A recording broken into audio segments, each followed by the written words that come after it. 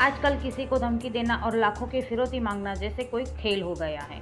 शायद गुनाहखोरी करने वाले को पुलिस का कोई डर ही नहीं रहा है, इसलिए तो गुनाह करने वाले बेखौफ घटना को अंजाम देते हैं। ऐसा ही एक किस्सा सूरत के उधना इलाके के सामने आया है। उधना के एक व्यापारी को करीब रात को 8:30 बजे अनजान व्यक्ति का फोन आता है और व्यापारी हितेश विश्वकर्मा के फोन पर धमकी देते हुए 10 लाख की फिरौती मांगता है। जब व्यापारी हितेश विश्वकर्मा उस अज्ञात व्यक्ति को पूछते हैं कि किस बात के रुपए मांगते हो, तो कहता है कि आजकल पुलिस स्टेशन और कोर्ट के चक्कर बहुत काट रहा है। भाई ने बोला 10 लाख रुपए भिजवा दो, नहीं तो तुम्हें खत्म कर दिए जाएंगे। ऐसे धमकाते हुए बार बार 10 लाख रुपए पहुंचाने की बात करता है। इस बात की व्यापारी हितेश विश्वकर्मा ने कॉल रिकॉर्डिंग कर लिया। आए सुनते हैं फिरौती मांगने वाले की रिकॉर्डिंग। हेलो। हेलो। अरे तुझे देने का क्या नहीं देने का पैसे? क्या पैसे? कौन से पैसे? हाँ वो कोर्ट पुलिस चौकी बहुत घूम रहा है ना, तो अभी कैसे दे दे? क्या दे दूं? कब आ गया तू? हेलो। हाँ? क्या दे दूं? देने का है? हैं? भूल गया?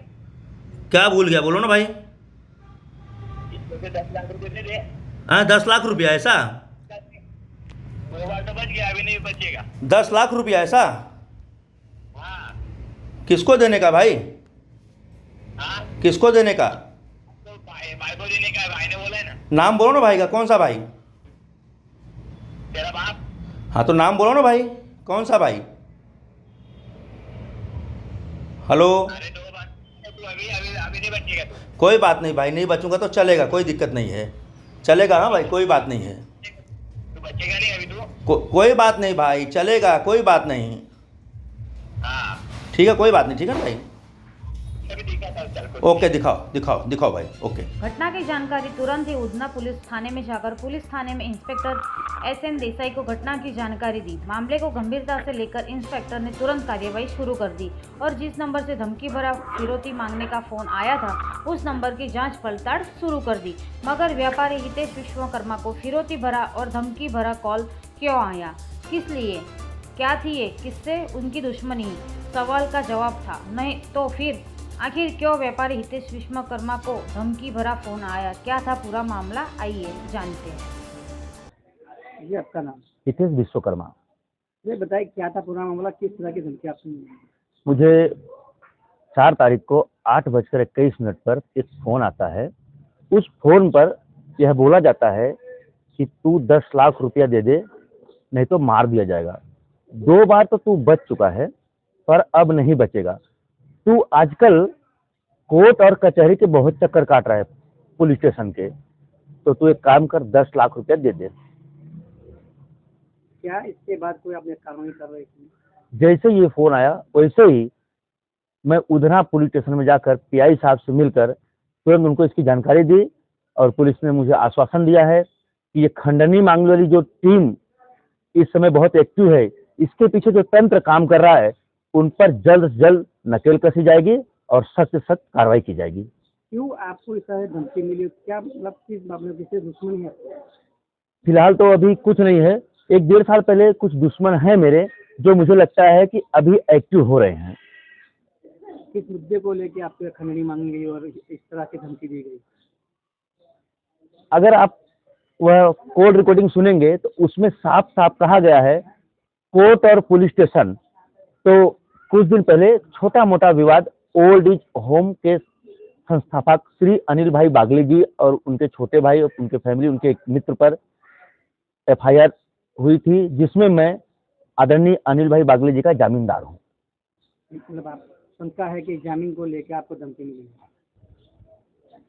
श्योर तो हूँ मैं, लेकिन पुलिस अपना काम कर रही है, शायद पुलिस कुछ और अच्छा निकाल कर लाएगी। दरअसल बात यूँ है कि सूरत के डिंडोली इलाके में ओल्ड एज होम नाम के एक आश्रम चलता है, जिसमें जो लोग अपने को रास्ते में लावारिस छोड़ जाते हैं, वैसे लावारिस लोगों को लाकर उनकी देखभाल के साथ साथ उनके जीवन जीने की हर ज़रूरत को पूरा किया जाता है। लेकिन कुछ लोगों की नज़र आश्रम पर, जिन्होंने षड्यंत्र रचकर आश्रम के संचालक अनिल बागले और उनके परिवार के खिलाफ डिंडोली पुलिस थाने में आश्रम की जमीन को अवैध तरीके से कब्जा करने का आरोप लगाते हुए शिकायत दर्ज करवाई थी। मगर अदालत में सारे सबूत सच साबित होने से अदालत जामीन पर रिहा किया गया, लेकिन यह बात शिकायतकर्ता को हजम नहीं हुई। सूत्रों से मिली जानकारी अनुसार कुछ ही दिनों में बाद आश्रम के संचालक अनिल बागले को भी धमकी मिली थी और 20 लाख की फिरौती मांग की गई थी, जिससे शिकायत अनिल बागले ने सूरत कमिश्नर को दी थी। लेकिन कुछ ही दिन बाद इस मामले में अनिल बागले को कोर्ट में जामीन देने वाले उधना के व्यापारी हितेश विश्वकर्मा को फ़ोन कर धमकाया गया और 10 लाख के फिरौती मांगी गई। साथ ही कहा गया कि अगर रुपए नहीं दोगे तो जान से मार देने की धमकी भी दी गई थी। जी आपका नाम? मेरा नाम अनिल बागले है।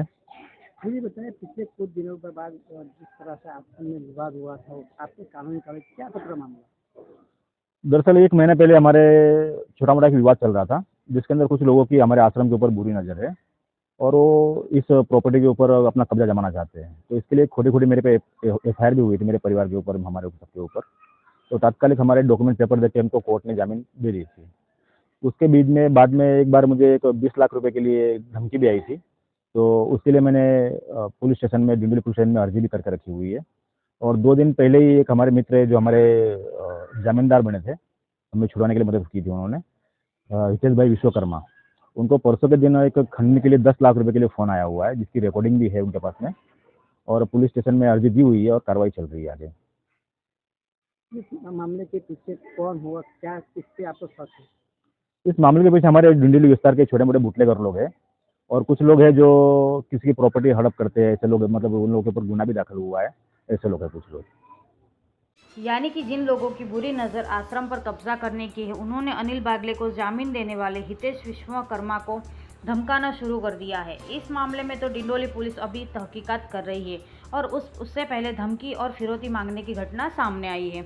पुलिस फिरौती मांगने वालों को ढूंढ निकालती है, तो आने वाले दिनों में फिरौती मांगने वाले के साथ साथ और कितने लोग जुड़े हुए, इनकी मंशा क्या है, सारी हकीकत सामने आ जाएगी।